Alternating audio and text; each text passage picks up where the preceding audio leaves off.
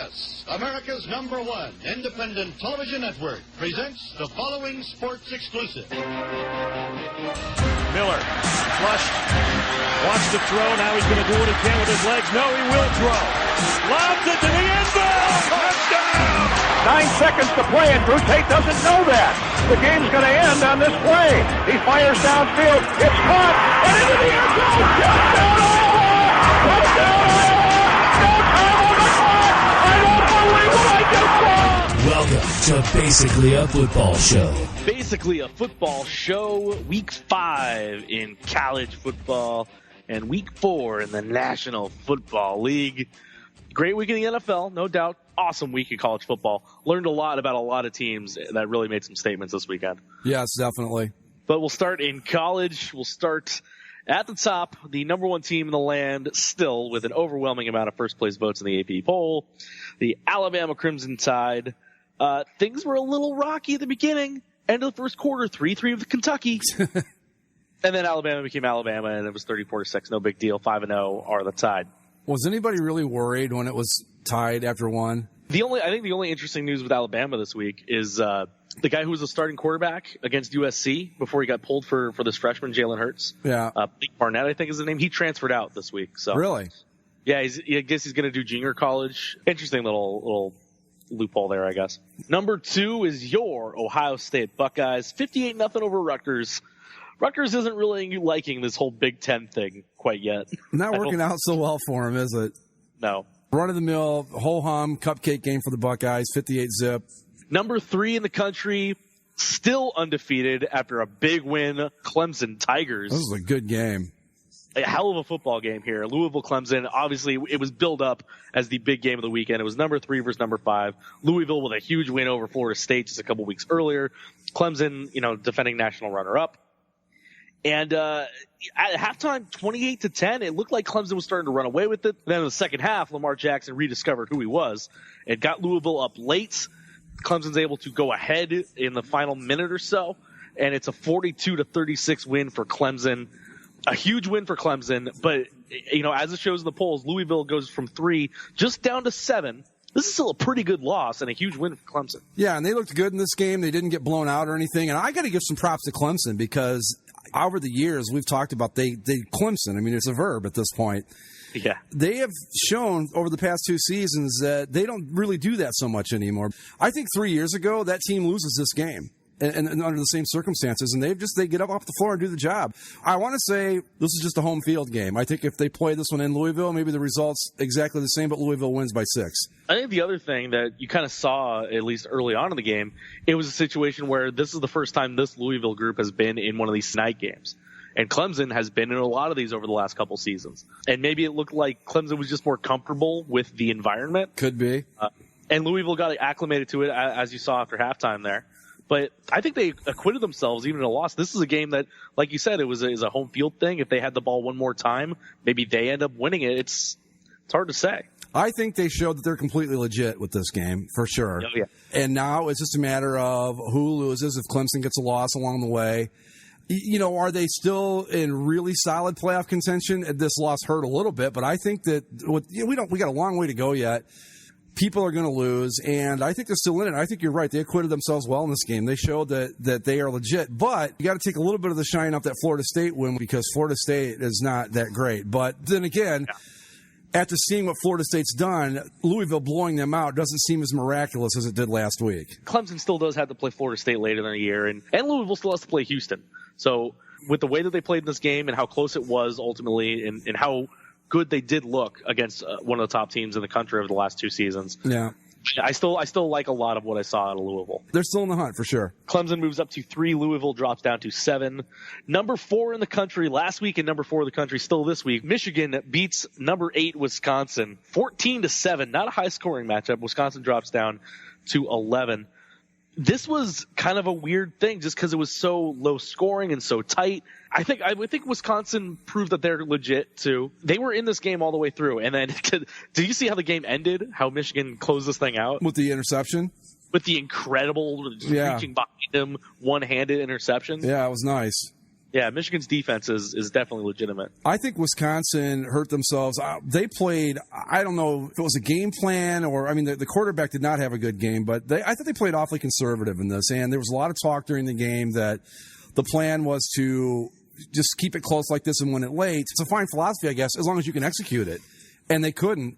I don't know that either one of these teams did a lot. I think that they both kind of dropped down a tier to me after watching this game. I think they're both pretty good.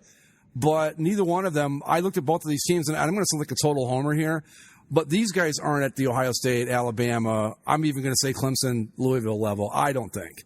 They're good, but they're not quite there yet. They definitely don't have the offense that any of those teams that we talked about have. Offensively, I definitely agree.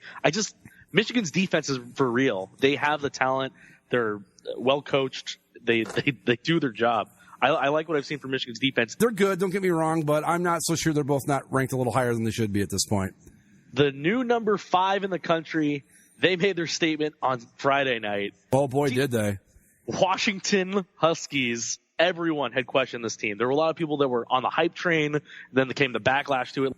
So they play a Stanford team, which, they're a hard-nosed team. They play good defense. They run the ball. They have Christian McCaffrey. This is going to be a tight game. Maybe even Stanford could blow the Washington Huskies out.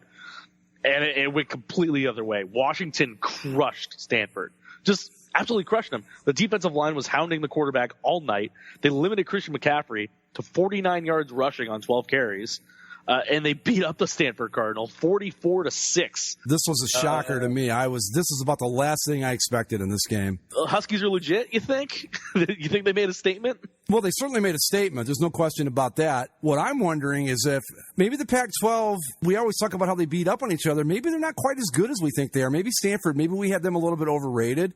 Maybe Washington really is this good. It's hard to say. Of all the things I expected to see in this game, a Washington win by 38 points was not any of them. Maybe they are this good. It's going to be really interesting to watch them the rest of the way, but this surprised me. This was the most shocking result I've seen all season so far. This one. 8 sacks by Washington on the Stanford quarterbacks. The other thing that's probably the most telling stat, 30 carries for 29 total yards of offense. I was just impressed more so by how Washington's passing game was able to score and just how physical that defense ended up being. Like you said, probably the most surprising result so far this season. Nothing that I could have expected from this Washington team. All marks to them. And they've definitely put their name on the map.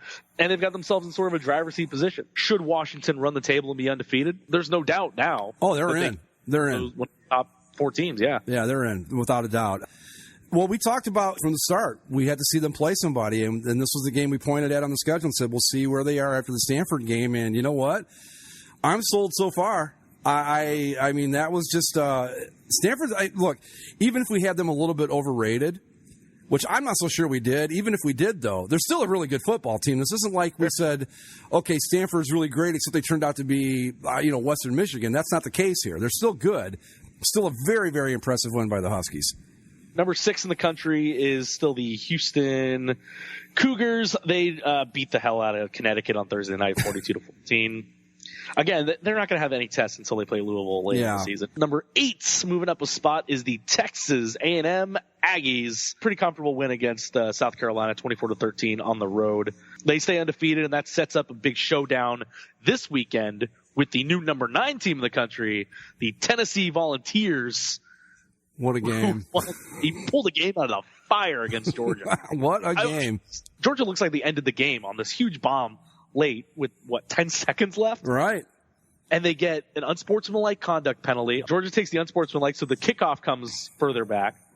Then Tennessee gets a decent return, but Georgia was offsides on the kickoff. That gives Tennessee another extra 5 yards, and Tennessee dials up a Hail Mary pass that was perfectly executed. Georgia, terrible job of defending that in the end zone, but Tennessee did a great job of going up to get the football, and the Volunteers walk out of Athens with a 34-31 win. Tennessee walking the line this season, but they're undefeated, and they got an even bigger game this weekend against Texas A&M on the road. The Vols, I like it. It's fun. They're 5-0, but I tell you, man, you're right. They can't keep walking the high wire like this, and I think they fall off this week against the Aggies. Number 10, finally back up in the top 10 in the nation, the 4-0 Miami Hurricanes. I have not seen the Kings play at all this year, so I don't know if they're legitimately good or if it's just they're managing to be undefeated and be a middle-of-the-pack ranked team. I really don't know. The thing for Miami here is, they do play Florida State this weekend. Then they play North Carolina, and then they play Virginia Tech. Then they play Notre Dame. Interesting schedule. But again, they don't have the hardest of schedules overall. So this is the next couple of weeks. You'll probably learn a little bit more about the Miami Hurricanes, Florida State, North Carolina, Virginia Tech. Like if they are legitimately good, it makes the ACC interesting at another level too. I hate to say it, especially when you're co-hosting a football show, but I know very little about the Canes this year. I just know that they're 4-0, and that's about it.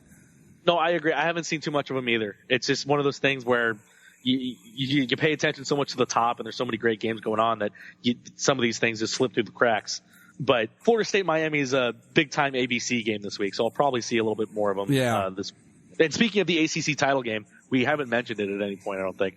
But they have moved the ACC title game out of Charlotte, North Carolina, to Orlando, Florida because of that stupid law?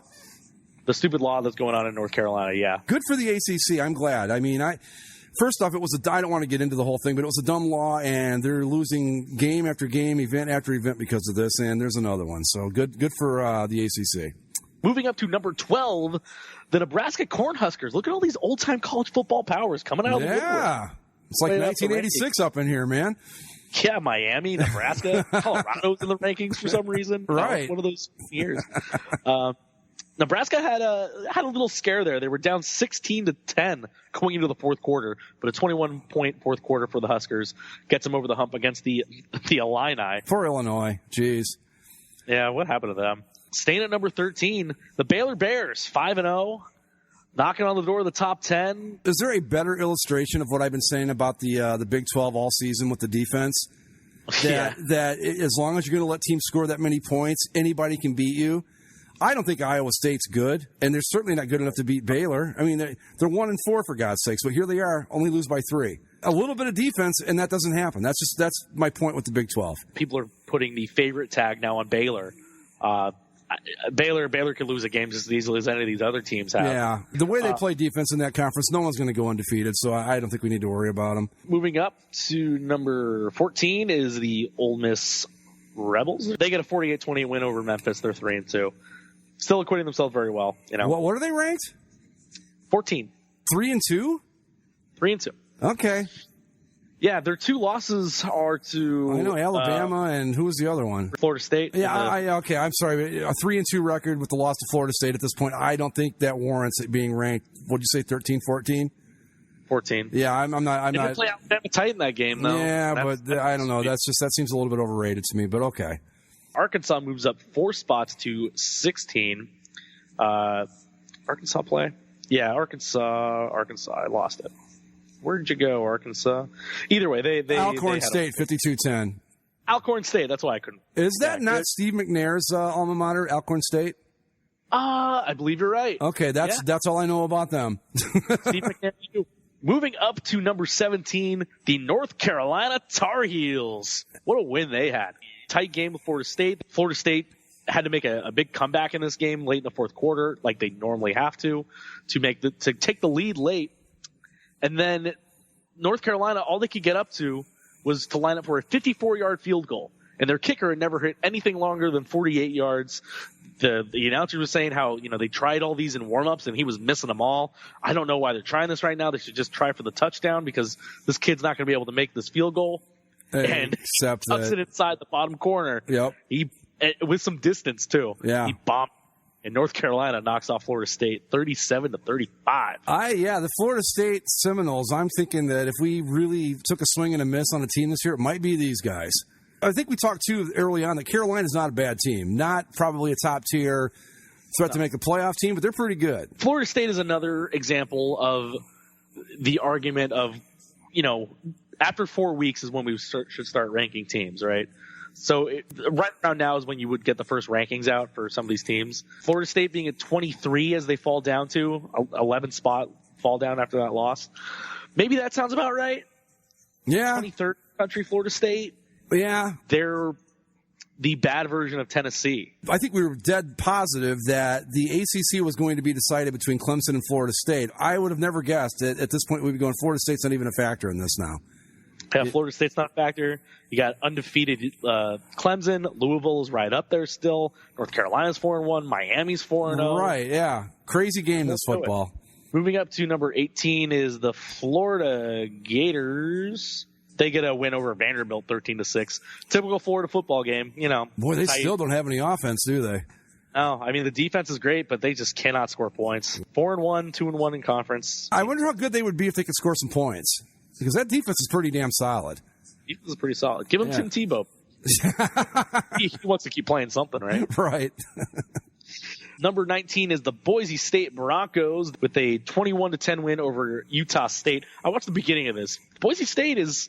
They've made a foundation with those Chris Peterson years, and they're still a very solid program. Well, you know, that's always the thing when you get a guy like him that comes along. You know, Urban Meyer did it when he was at Bowling Green. He made them good, and they didn't. Utah. Yeah, and Utah stayed pretty good, but like Boise State, you know, that's what you always wonder when this guy moves on to a bigger job, because they always do.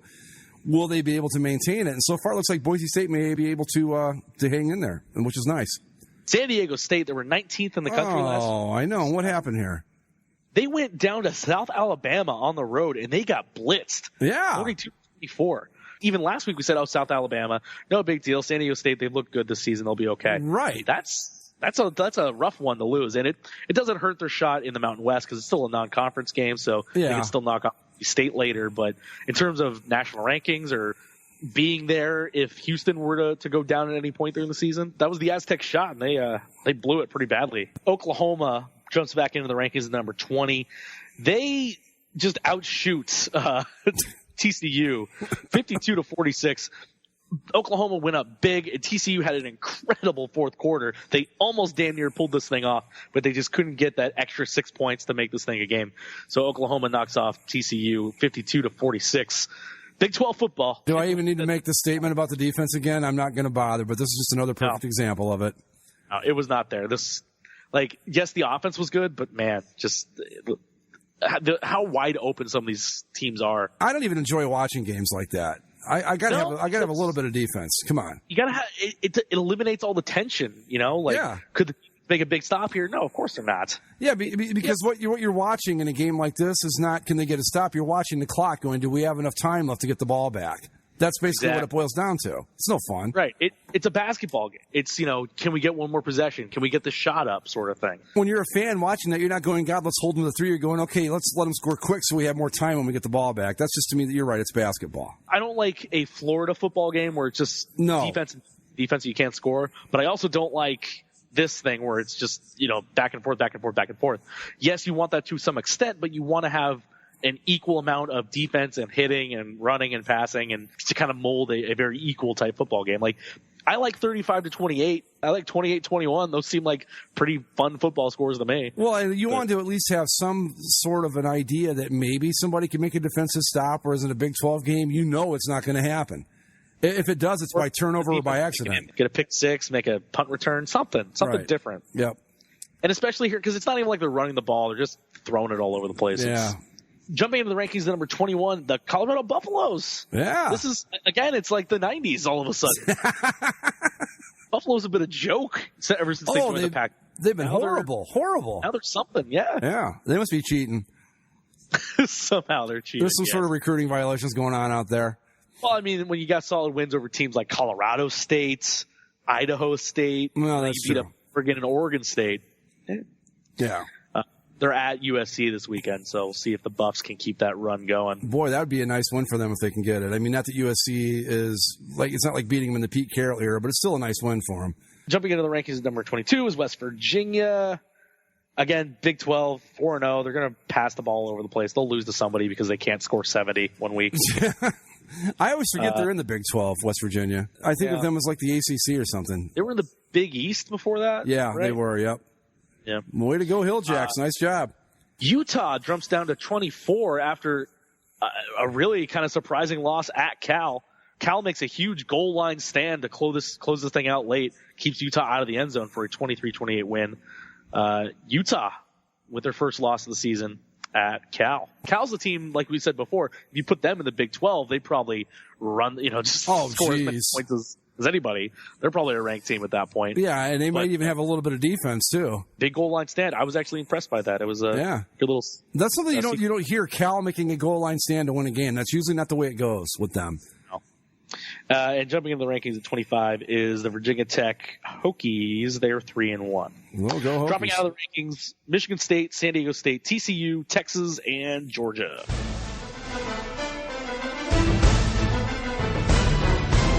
Week 4 National Football League. The Bengals in those saber-tooth tiger uniforms, 22-7 over the creamsicle Dolphins.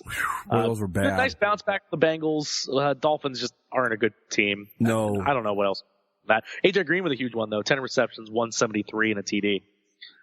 Yeah, I think the Bengals are, like we said, they had a rough stretch there with the schedule, a couple of tough losses, but they're going to be all right. The Dolphins are just terrible. I don't even know what you do at this point. You just got to blow it up and start over, right? Haven't they tried that? Or, I don't know. No, you know what? They just keep. No, yeah, you're right. They do need to blow it up because they just keep trying to kick the can down the road, signing a free agent or two, thinking that they're going to fix it. Bengals are good. Bengals are going to be right there with everybody else at the end of it. Moving on to Sunday, early Sunday morning, as we start off in London. And look, again, we say it every year, but I'm so sorry, London. I'm sorry that we keep sending you this garbage. No kidding. Jaguars, Colts. Colts try to make a comeback in this one as they try to do pretty much every week. They're the Florida State of the NFL. 21 points in the fourth, but they can't catch up to the Jags. 30-27. Jacksonville wins. Both teams are 1-3. The Colts are just a garbage football team. They've really turned into just a terrible. I feel so bad for Andrew Luck. Yep. They do. We talked about oh, go ahead. To keep making comparisons, they're like we've talked about on the sports show plenty of times. They're the Angels. I was just going to. That's exactly what I was going to say. We talked about Mike Trout last night. It's the same deal with Andrew Luck. They're going to waste this guy. Like I've said before, it's made the transition of being a Rams fan a little bit easier because I can see now how inept the management is, how the coaching staff hasn't done anything, and it's poor Andrew Luck on an island there. So the Colts fall to 1-3. The Jaguars get their first win of the season. And again, the Jags, that I kind of missed on them a little bit too. A little bit. They still got time to make it up, but it's going to be tough with Houston at the top of the division now. And speaking of those Texans, they get a big win at home, 27-20. They knock off the Titans and get a 2-game lead on everybody else in the division. Start printing the T-shirts. It's done. Yeah, pretty much. They're the only team with any sort of semblance of a cohesion, really. Right. The Titans mess, the Jaguars thought they had it together, but I guess not. And the Colts are just a mess. So I think the Titans are pesky. They've been competitive every week, I think, but they're not good. I like what the Texans have. They're just not that next level. They are this year's Chiefs, where they're a pretty good team, but they're still a little bit short of being an elite team. Yeah, I see that. Your Browns, Greg, they were up for a minute. They were tied at 17 at half. They were up 20-17 going into the fourth quarter. And then they browned for a 31-20 loss. The Browns are so bad that they recovered a fumble. Clearly, they gave the Redskins the ball. I know. There's no way the Browns could have grabbed that football. Right. It's Washington ball. It has to be Washington's ball because otherwise it would mean the Browns did something right, and we know that's just not possible. So give Washington the ball and let's move forward. A lot of the talk around here is everybody's saying, well, they haven't won a game yet, but you can sure see signs of improvement. There are some things. It's just not enough. And ultimately, I think it's a culture problem. Yeah. I don't know if you could do anything to ever get underneath the mountain of bad vibes that the Cleveland Browns have. You want to see it. You kind of hope for it sometimes. You see that they try to do things, and it looks like they're making the right moves, and it just doesn't pay off. So, I guess I would say I agree that they're probably more competitive than I thought they would be this year. And if that's a sign of improvement, then I guess I can buy that. But yeah, so they're 0-4 and no one's surprised by that. The Seahawks, they get back into the winning swing of things again with a 27-17 win over the Jets.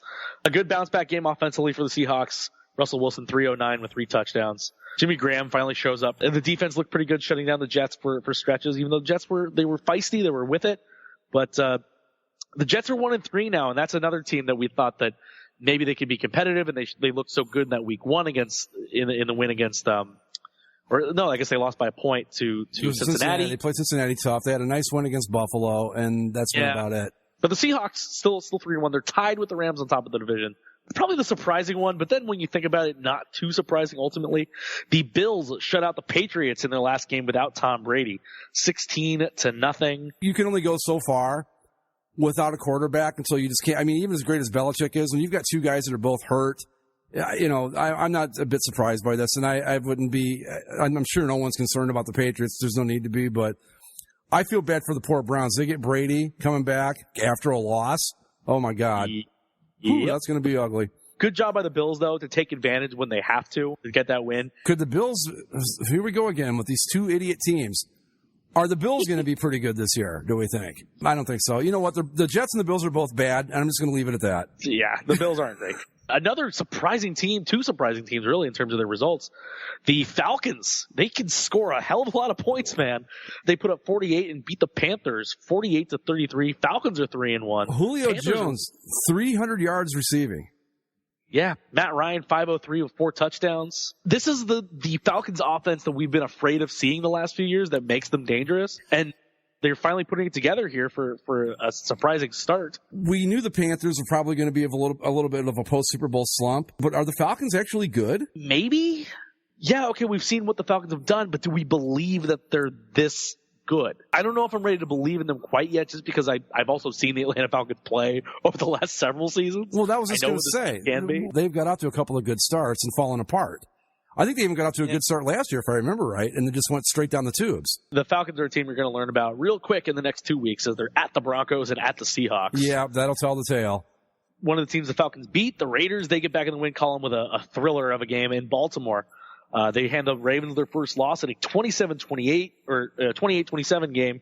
Great win for the Raiders to pull one out late, but they've won a lot of kind of squeakers. I'm not as confident in the Raiders as I want to be. But they're 3-1, and the Ravens get their first loss, and I think this is going to be the first of a few after the Ravens kind of had I think the Ravens are improved, and I don't know if they're going to completely fall apart.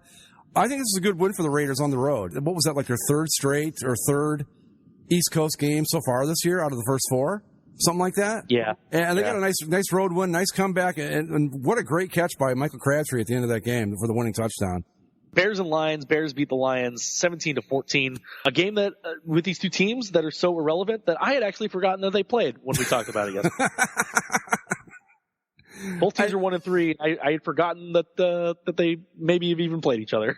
I think that you've got two teams here that are going to be right in the hunt with the Cleveland Browns for that number 1 draft pick. The Lions are bad. There's no other way to put it. They have shown me absolutely nothing after that first week when they scored. Who did they play? Was it the Colts? Oh, the Colts. And yeah, well, okay, that answers your question right there. And after that, they've just been garbage, just garbage. I mean, they can't score points, they can't do anything right, and then the Bears behind the immortal Brian Hoyer get a win against the Lions. Lions are bad. 302, 2 touchdowns, 28-36. Look at Brian Hoyer. Yeah, don't get too caught up in it. I've seen this act before. Two teams are going to be bad, and that's just how it is. Broncos with a big win on the road there, 27-7. The Broncos are 4-0. Trevor Siemian looked good for the early parts of this game. He got injured late. Paxton Lynch had to come in and make his NFL debut, but the defense was still pretty good. And it looks like I have a source in Denver, actually, Greg, and he tells me that Trevor Siemian is okay. Trevor Siemian's going to be just fine. So the Broncos are still going to chug along there, 4-0. Well, and Lynch didn't play too badly, did he? Lynch, no, he played okay. Paxton Lynch was 14-24. 170 with a touchdown pass. Not bad. So pretty good. Not bad at all, yeah. 5-7 for touchdowns. Look, I've made a lot of big swings and misses on this show in 4 years. I don't think I've ever missed as badly on a team as I did with this year's Broncos. They're just really good. I think better than last year, probably. It's amazing to think how that defense could have possibly improved from last year to this year, but they did it. Defense can win you some championships if you can play like the Denver Broncos defense. Exactly. Another AFC West or NFC South matchup. You get the Saints and the Chargers. Two teams that aren't going to go a whole lot of anywhere this season, and the Chargers pretty much blew this game late. As they're known to do. Yeah, exactly. 35-34. Saints pick up their first win of the season. Chargers are just... How many games have they blown this year? I mean, all of them, right? They've been leading in the fourth quarter of all 3 of their losses. Jeez. That's coaching, I think, at some point. They score points. I don't think this team's as bad as their record indicates. I think they've got some talent there, but... yeah, they're just a mess. Just a mess. The Cowboys get their third win of the season with a pretty solid win over the 49ers, 24-17. Dak Prescott hasn't been terribly impressive, but he's done enough. And Ezekiel Elliott with another great day. He's had 2 or 3 in a row now where he's really started to come on for the Cowboys. 23 carries, 100. 80 in week 2, and then 140 last week and 138 this week. Dak Prescott was 23 of 32, 245, 2 touchdowns. Nice numbers, but again, they're not really throwing the ball a whole lot downfield. When Tony Romo comes back, I mean, you got to put him in because he's Tony Romo? Definitely. I think so, yeah. I mean, they're winning, but I know that Prescott's done enough to go, okay, you know what, we're going to let Tony Romo sit when he gets back. If Prescott was putting up like Romo-like numbers, then you might have a case, but I don't think he's done that quite yet. He's done a good job, been very solid, but I think you still got to go with Romo as your number one guy. Remember week 1? How depressed I was about my Los Angeles Rams. Losing to San Francisco, not scoring any points, looking like garbage. Guess who's still in first place? With a 17-13 win over the Arizona Cardinals. So the Rams, first place after they lose the week 1, win 3 in a row. This is something. This is fun. Well, you know, we talked about it last week, too. I mean, how much trouble are the Cardinals in right now? They're down 2 to the Seahawks and the Rams. They've got a loss against the Rams already. Carson Palmer's bad. They're in trouble, man. And I mean, yeah, he had 288 in this game. Ended up being the leading passer, but it's not hard to do against Case Keenum. He threw a bunch of interceptions, was underthrowing the ball a lot, as he did last week against Buffalo. Yeah, there's something wrong. There's something a little off there. Yeah. I don't know exactly what it is. Maybe it's just one of those things where sometimes you see these quarterbacks and they look okay, and then the next year they just fall right off the cliff and everything's done. Well, that's the thing. I'm wondering what the Rams, the Cardinals too. Is that what happened with the Cardinals, where maybe we thought this big window was opening for them, and maybe it wasn't as big a window as we thought? And maybe they're not quite as good as we thought, and you needed Carson Palmer to be pretty much perfect. And when he's not, as we've seen, they're not very good. Yeah. Especially on offense. I mean, the defense still seems to be okay, but wow. But they're in trouble, man. We talked about it last week that if the Rams went in and won this game, they could bury Arizona early. And 2 games out, the Seahawks are good. I think the Rams, we had them. When we talked about their playoff chances, neither one of us said 3-1 was a realistic expectation, and here they are at 3-1 to start, the first quarter of the season. Yeah, first time they've been 3-1 since 2006. Yeah, so a good 10-year stretch there for the Rams. Their first winning record after 4 games in quite some time. But they're doing enough. The defense is finally kind of coming to form as we thought it should have been. The offense, again, is doing just enough. Case Keenum is okay. He's not lighting the world on fire. Todd Gurley still needs to get a little bit more involved. There's some potential that where the Rams could do a little bit more offensively, but the defense is right there, and I like what I've seen. And I don't think that the 9-7 we said was possible with them. It doesn't seem nearly as crazy all of a sudden as it might have when we were talking about them to start the season. So the night game, a big clash really in the AFC in terms of a power struggle with the Steelers and the Chiefs. And the Steelers made quick work of this thing. 22 points in the first quarter. They rolled the Chiefs 43-14. Pittsburgh got beat the hell up by the Eagles the week before, but Steelers look still pretty good. Kind of not that last week. I think we could throw that one away and say, definitely. They came back strong after that loss to Philadelphia, and the Chiefs. The Chiefs were just out of this thing right from the start. It was never even a contest. Yeah, and they didn't even score their 14 points until the fourth quarter. Right, garbage time. 5 touchdown passes. Le'Veon Bell made his return here in 18 carries, 144 yards. And if anybody's interested, it was my number 1 game of the week for the best and worst list. Just a beautiful-looking football game. Chiefs in all white and the Steelers in the traditional black and gold. Yep, look good. Move on to Monday nights, and another team that's making some statements early. The Minnesota Vikings. Sam Bradford looked good. Vikings beat up on the Giants 24-10. Wow. What more can you say about the Vikings so far this season? Wow. You talked about the Patriots. Okay, we just wanted to be 3-1 coming out of the Brady suspension.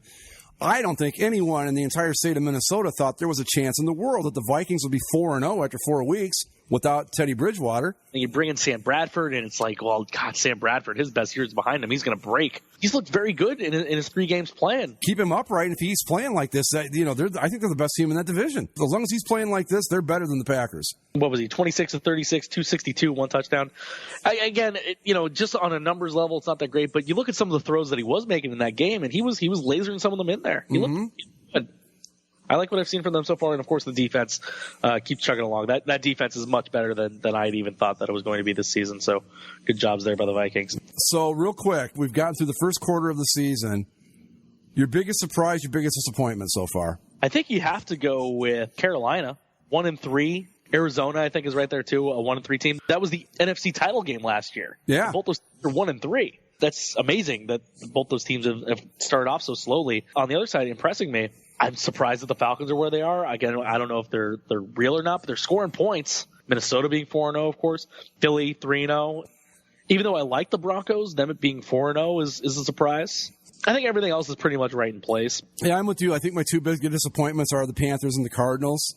Maybe one of the 2 having a bad start, I would have said, okay, that's just the way the NFL works. But both of them being as bad as they've been so far, I'm just blown away that Minnesota was able to overcome losing Bridgewater the way they did and get Sam Bradford to come in, and they end up 4-0. And the Eagles, I did not expect this out of the Eagles at all. I thought they were going to be the last place team in that division, and right now they look like they might be the best team in that division. But that'll do it for this week on Basically a Football Show. Week 4 in the NFL, Week 5 in college. I've been Zach. That was Greg. This has been Basically a Football Show. Enjoy the football.